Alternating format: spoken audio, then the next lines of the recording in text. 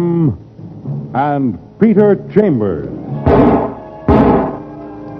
Created by Henry Kane, transcribed and starring Dane Clark. A private investigator, duly licensed and duly sworn, Peter Chambers.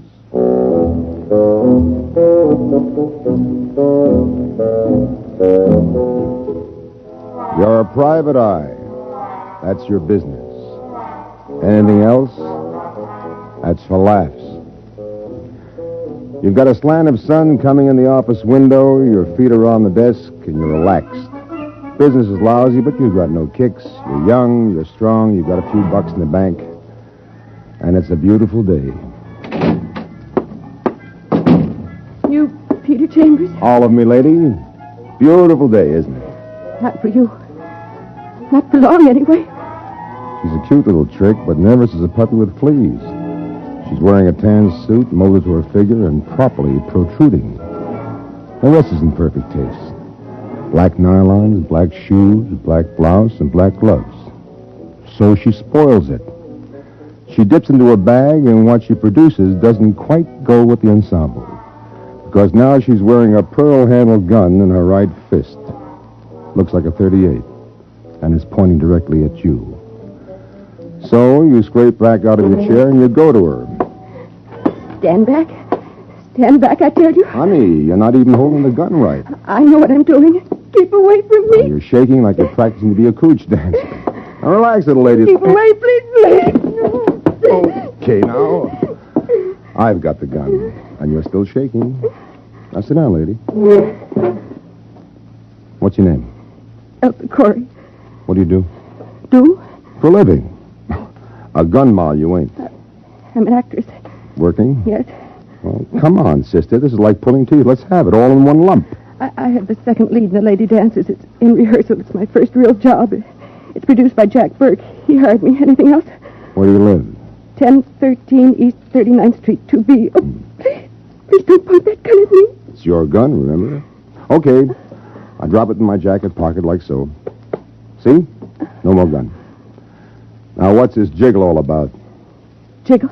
Look, it's a beautiful day. I'm sitting around with my feet on the desk dreaming my own personal little dream. So a dame drops in, wriggling around a Roscoe, and the Roscoe is blinking its eye at me, so I got a right to ask. What's it all about? Well, I can't... I Oh, that's coherent. Now, let's do it incoherent this time. I came here to kill you. Why? I was sent. By whom? Bruce Burke. Bruce Burke, huh? Well, it's all in the family. Jack Burke, Bruce Burke, two lonely brothers. Well, I never met your producer, but Bruce. Brucey, boy, I know. I'm sorry. I'm dreadfully sorry. Believe me, I don't think I could have. I couldn't. I know I couldn't. All right, Elsa. Elsa Corey, simmer down. Just make yourself at home. I'll be back. Where are you going? To pay a call on Brucey, boy. Maybe he can fill me in where you can't. And don't go away, baby. Papa will be back.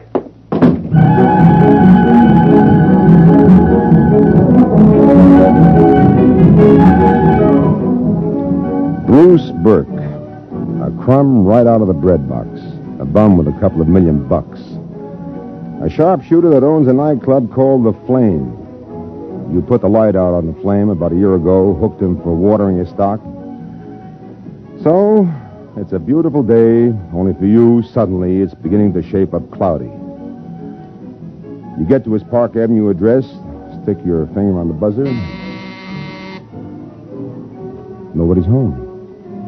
Well, you've been there before, a 12-room suite for Brucey and his missus. Plus, she's got an apartment on the side. And just for kicks, you try the knob, and very conveniently, the door's not locked. You're inside, but you don't go far. Bruce Burke is napping, face down. Only when you go to turn him over, Brucey boy's napping days are finished. The guy's stiff as a bugle, 2 bullet holes in his face, and his rigid leer is like a spiteful grin. And suddenly you feel it. Call it extrasensory perception. You know you've been yanked into a deal that you ought to get out of. Fast. You do a beeline for the door, you pull it open, and you're face to face with Detective Lieutenant Louis Parker, New York City Police, homicide. Hi, Pete. Fancy, as they say, meeting you here. Hi, Lieutenant. Same fancy goes for me. What brings you? Jingle on the phone, what they call anonymous. Oh, I see. Well, come in. Thanks for the welcome, Shamus. Hey, what do we got here? Corpse. Body used to belong to Bruce Burke. Plus What, kid? Plus, I've got a hunch, a little frame job with me in the middle. Yeah, take a look at this. A little encumbrance I'm carrying in my pocket. I handle it, you notice, by the muzzle. Pearl handle 38 revolver. Okay, what's scoop? Break it, Lieutenant. I've a vague notion you're going to find 2 shells discharged. I also have a notion that ballistics will show that the 2 bullets in this monkey came out of the gun you're holding. 2 hunks of lead missing. Figures. And my fingerprints on the handle. And my fingerprints on the doorknob. And me and Bruce Burke supposed to have a feud going. I hope you got a good story for me, kid. We've been friends a long time. And a little dame wearing gloves. I'll bet mine are the only fingerprints on that Roscoe. Better be a good story, kiddo. Salulu, Lieutenant. Lend an ear.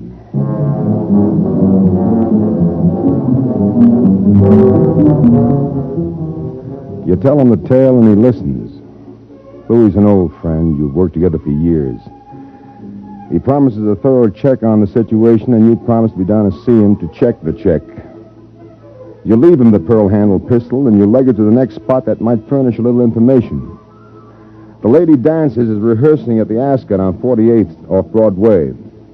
Backstage, there's one solitary guy working a song on a piano.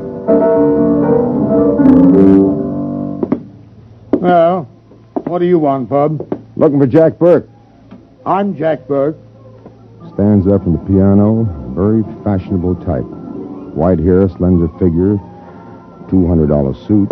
Well, what is it, young man? What do you want here? Oh, I thought there was a rehearsal going on. It's off for a while. Oh, may I ask? No, you may not ask. What do you want here? Oh, name's Peter Chambers. I'm a private detective. I'd like to inquire about a young lady, Miss Elsa Corey. I'm not messing into the affairs of every private shummus that comes barging backstage for some cockeyed reason of his own. Look, Mr. Burke, if I you... haven't got the time Now, just now. 1 little minute, Mr. Burke. Oh, like that, is it? You want to play tough boy, huh? Willie!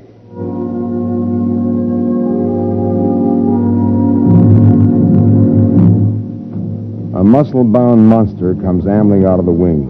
The guy's 6'4" and practically as wide as he's long. Willie's got a face that's half moron, half pig. And the part of the pig is dangling in a couple of ham-like hands. But you're not worried about Willie. You've got a large ego and a lot of confidence. And you think you can take Willie if you had the time. But right now, you don't have the time. So you turn from Willie to get back to Jack Burke. But you've underestimated Willie. Willie's not as amiable as he looks. You get a hit in the head like a stroke of paralysis. And the lights blaze and start whirling. And then there are no more lights. There's blackness. Whirling, spinning, blackness. You open your eyes and you're sitting on the sidewalk, sprawled like a drunk that forgot how to stop. You're backed against the stage door, but it's locked. You've got a bill to collect with a joker named Willie and a larger bill with his boss, Jack Burke. But you can't. Now. Thoughts joggle in your mind, and then you know where you're going. Loretta Burke is the wife of Bruce Burke, and she's got a lush little cave of her own on Central Park South. You head for it thinking about her. Loretta Burke, who managed a nightclub called The Flame. You head for her diggings, and then you're there. Hello, Mr. Chambers. To what do I owe the pleasure? A lush blonde, 30 years younger than Bruce. A page boy blonde with shining hair and shining green eyes. And a figure that brings you to a full stop. Loretta Burke in silver lounging pajamas. Always nice to see you, Mr. Chambers. May I offer a drink? You may. I can use it. Here you are, Mr. Chambers. Thank you. Well, you're not yourself today, are you? Gulping your drinks. Well, for a very recent widow, Mrs. Burke, you're certainly bearing up staunchly. I didn't know that you knew. Well, let's do a reverse on that, sweetie. I didn't know for sure that you knew. Look, tough boy, I don't believe in mourning. I don't wear my heart on my sleeve. No, what do you wear it? Inside, where it belongs. I'm a gal with a lousy reputation, but in my own peculiar way, I loved him. Maybe you did in your own peculiar way. Now, let's put it this way. Whoever killed him, sooner or later, is going to face up to me. Now, you got any comment, Mr. Chambers? I don't know. This started off as such a beautiful day, and me sitting around thinking about how business is lousy. Maybe you ought to get out of here and see if you can't stimulate a little. Gentle hint, Mrs. Burke? I've got a lot of things to do. I get it. Well, one question before I leave. You know a little dame by name of Elsa Corey? Never heard of her. Bye now. See you around. You bet you will.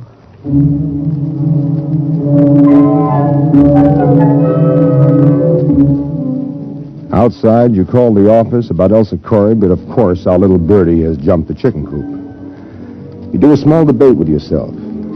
Corey or Parker? Which one first? But you promised the lieutenant, so you mosey to police headquarters downtown.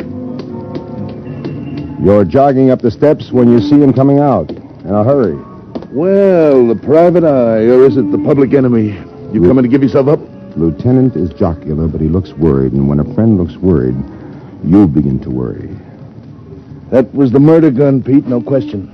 I'm working it slow, working the angles first, because you're involved. But that little Elsa Corey better be around to back up your story. Well, what else is new, Lieutenant? Jack Burke's been scouting for dough for his show. He needs money. Bruce's wife, that doll, always needed dough. Well, they're both falling into it. How? Bruce Burke's will.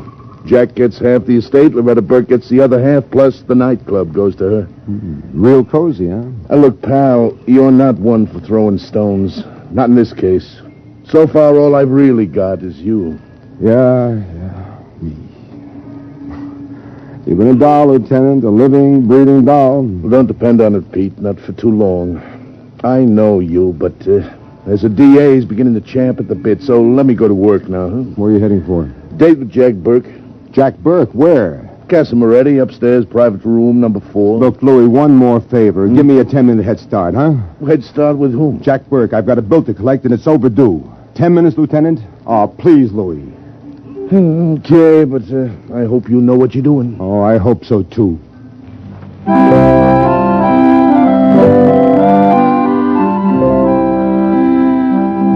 The Casa Moretti is in Greenwich Village, and it serves the longest, skinniest, most flavorsome spaghetti west of a little town called Rome, which they tell me is in Italy. Casa Moretti has a downstairs dining room and an upstairs private room where you can run yourself a tete-a-tete or a banquet, depending on your mood. Your mood right now is for a little private chatter, and you rub your knuckles against a door marked 4. What? You again? Now, look here. First, you clip him because you owe it to him. No! Then you close the door. Then you drag him into the room. And you give him a quick frisk, but there isn't a thing on him that's incriminating. So now you pick him up and deposit him in a chair. And you slap him back to consciousness. What? What? Live it up, Mr. Burke. Well, listen to the birdie sing. I'm listening. And you're no birdie. What do you want? A bit of polite conversation, nothing more. Well, what do you want? Johnny One Note, that's me. Little lady by name Elsa Corey. Know her? Yes, she's the second lead in the show we're rehearsing. Know her any better than that? She's an actress in my show, period. Have it your way. According to her, she says your brother sent her to see me. Did you introduce her to your brother? No. You happen to know if your brother was acquainted with her? My brother is dead. I know that. And from what I hear, you, a private eye by the name of Chambers, you hated his guts. I'm supposed to know all about that, too. All right. Is there anything else? No. I told you all I wanted was a bit of polite conversation. Well, then get out of here. Say it nice. Would you please leave, Mr. Chambers? Oh, a pleasure, Mr. Burke. A pleasure indeed.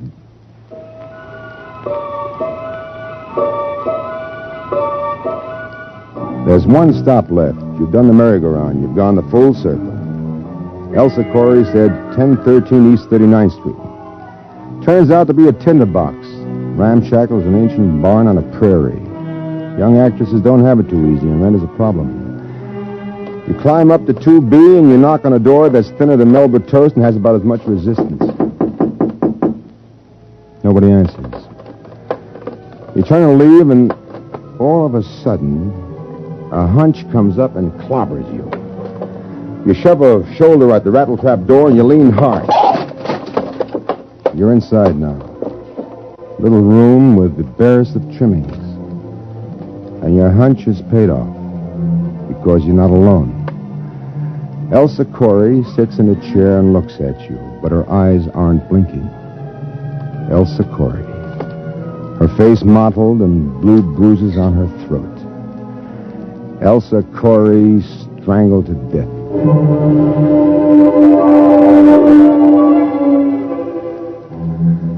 So, it's still a beautiful day. Only it's not day anymore. It's nighttime. You've gone home and you've put in a little afternoon sleeping, but it hasn't helped. You're way down deep in a jam and you feel it beginning to close in. How goes it, Pete, boy? Well, pretty bad. Yeah, bad. Detective Lieutenant Louis Parker, a nice guy and a good friend, but the expression on his face is that of a pallbearer with rheumatism doing his job on a rainy day. Ain't good, pal. Stinks, in fact. Yep.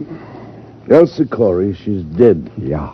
We got another one of them phone calls. Anonymous. I can clear that for you. Like how? I made that phone call. You did? Yep. I busted into her place and I found her. Like what you found when you got there. You know what it means, kid. I got an idea. You had one little out, an alibi witness named Elsa Corey. Now she ain't with us no more.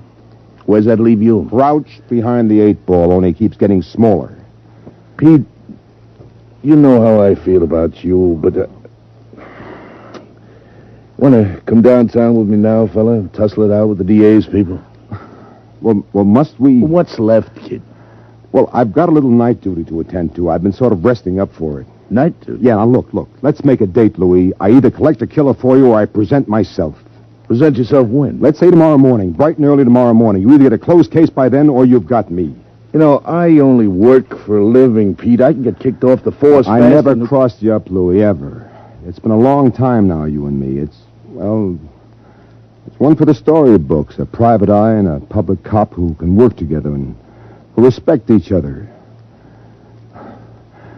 We got a deal. Deal it is, yeah. Bye, Lieutenant. Bye, Detective.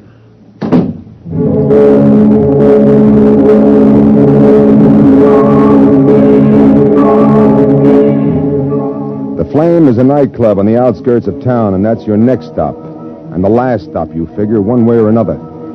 You get the car out of the garage, you drive up and park in their parking lot. The club is a distance off, and you crunch through gravel on your way. You see a uniformed cop a distance off, but you don't see what's right close near you. Easy does it, mister. Well, if it ain't little Willie. That's me, pal. Willie's loaded with artillery and is jammed to your ribs. Back up to that shed, mister. Double time we do it. But you're not having any. You're not turning your back on Willie. You did that once, and once is enough. So the left comes down on the gun, and the right goes to the chin. And down goes Willie with me on top of him. The gun gets kicked out of the way, and Willie absorbs a few additional raps, and then my hands are around his throat. You're choking me. That's the general idea, Willie. Let up, mister. Let up. Let up. New position, Willie. Now I'm sitting across you like you're a hassock, and my fingers are still around that bull neck of yours. And you're a little weaker, Willie. You're quite a little weaker. Talk, Willie. What do you want to know? Why did you conk me backstage at the Ascot? I got the signal from Jack. You work for him? Yeah. Okay, I think we're in rhythm now. Why did you croak Bruce Burke? I didn't. Oh, you need a little more pressure on your throat. Is that it? No, I had nothing to do with Bruce. Okay. Elsa Corey. Talk it up good now, Willie. Well, okay. I went there. 39th Street. Jack sent me.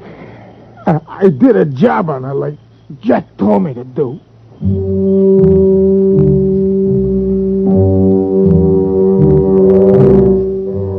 Willie passes out of the picture. You get up off him, collect his gun, and go looking for the cop, and latch law onto Willie with instructions to deposit him in the lap of Detective Lieutenant Louis Parker. Then you brush at your clothes, and you make for the nightclub. The joint is jumping, and it's a temptation, but you haven't got the time. You steer through the joyous people to the door marked Office of the Manager, and you open it without knocking. Well, Peter Chambers, we were just talking about you. Close the door. The other half of that we is Jack Burke. He's in a tuxedo. And Loretta is in a red off-the-shoulder job that almost gets your mind off your work. But the old mind comes right back to attention because dear Loretta shoves a lily white hand into the desk drawer and it comes up caressing an ugly 45. Sit down, Mr. Chambers. Oh, thanks. I'll stand. Jack and I have been chatting about you. In what connection? In connection with the death of my husband. Lady, you're pointing that gun in the wrong direction. What are you talking about? I'm talking about Jack Burke, who dreamed himself up a foolproof little murder, only I'm going to take it apart for him right now. This had better be good. Listen, this guy is in a jam with his show. He's looking for money all over town. Do you know whether he asked Bruce for a loan? Yes, I know he did. And Bruce turned him down. Bruce had no confidence in the lady dancers. So Bright Boy figured one out. If he bums Bruce, he gets half of his estate. Even if he can't get the loot right away, he can borrow on the strength of it. So he kills him. He's a liar. He knows a little dame, second lead, Elsa Corey. This kid doesn't know which end is up. So he gives her the cleaned-up gun, and she's wearing gloves, so it's still clean. And what is she supposed to do with She's it? supposed to come to me because Jack thinks there's bad blood between me and Bruce. She's to threaten me, not shoot me. No, nothing like that. And she's to tell me that Bruce sent her. Bruce? Why Bruce? Because this guy figured it exactly as it happened. Oh. I took the gun away from her. I went to Bruce to find out what it was all about. The door was conveniently left open for me, and I found Bruce like this bum had left him. And then a cop show, spurred by an anonymous phone tip. Cute, huh? Cute enough. Where's the girl? That Elsa Corey. Yes, where is she? Where is she? Look at him wiggle. The big producer. Where is she? She's dead. What? He wasn't going to let her hang around to testify against him, was he? Did you ever hear of Willie? Of course. Willie choked her to death. Proof, not words. The law's caught up with Willie. He's yodeling out there like a broken-down jukebox. Well, that's proof against Willie, not proof against me. Look at him, squirming like a rat with his tail in a trap. Look at him. How much more proof do you want?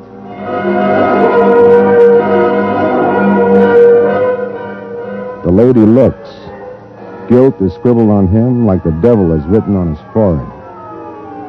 She lifts the gun, and for a minute you think it's for you. But it isn't. There isn't much left to look at when you get to him. And all of it is very dead. All right. It's over, and it's done with. Mind if I sit down for just a couple of minutes? Sit. It was a beautiful day before it shaped up cloudy. What are you talking about? Then a dame comes in and threatens me with a gun, and I get myself jammed up with the law as a murder suspect, and I get pushed around by an ape named Willie, and then I almost catch up at the wrong end of your 45, but it's finally developed into business. Business? From whom? You. Me? Next stop for you is a pokey. Maybe with a good lawyer. Who knows? It turns out justifiable homicide. That's business for a lawyer, not for you. True enough, but a lawyer's got to have facts. Now, who's better at getting up facts for you than yours truly? I'm beginning to see what you mean. How much? Well, for a lady who's coming into $1 million plus a swanky nightclub, how's $5,000? You talked yourself into a client, Mr. Chambers. You're hired. Thank you, ma'am. Thanks a bunch.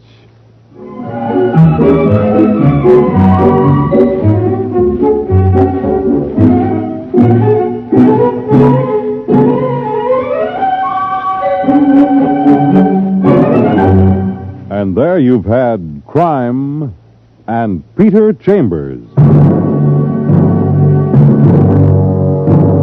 Dane Clark was starred as Peter Chambers.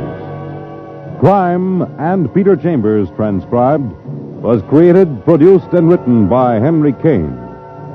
Others in the cast were Bill Zuckert, heard as Lieutenant Parker, Fran Carlin as Loretta, and Everett Sloan as Jack.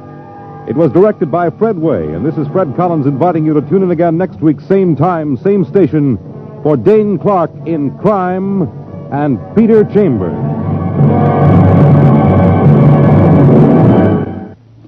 Visit with Fibber McGee and Molly tonight on the NBC Radio Network.